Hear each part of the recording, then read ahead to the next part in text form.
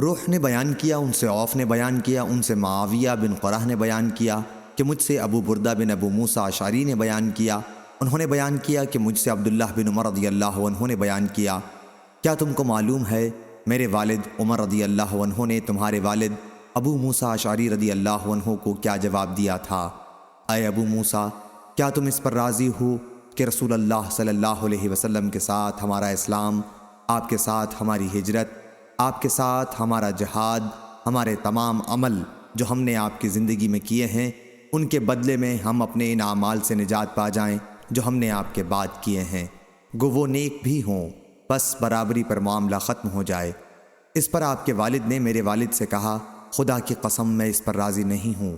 ہم نے رسول اللہ صلی اللہ علیہ وسلم کے بعد بھی جہاد کیا،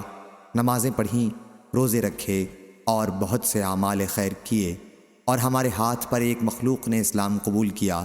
ہم تو اس کے ثواب کی بھی امید رکھتے ہیں۔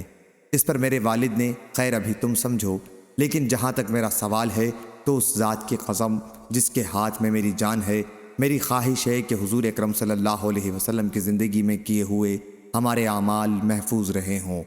اور جتنے اعمال ہم نے آپ کے بعد کیے ہیں ان سب سے اس کے بدلے میں ہم نجات پا جائیں اور برابر پر معاملہ ختم ہو جائے۔ ابو بردہ کہتے ہیں، اس پر میں نے کہا، اللہ کی قسم آپ کے والد حضرت عمر رضی اللہ عنہ میرے والد ابو موسیٰ رضی اللہ عنہ سے بہتر تھے۔ صحیح بخاری حدیث نمبر 3915۔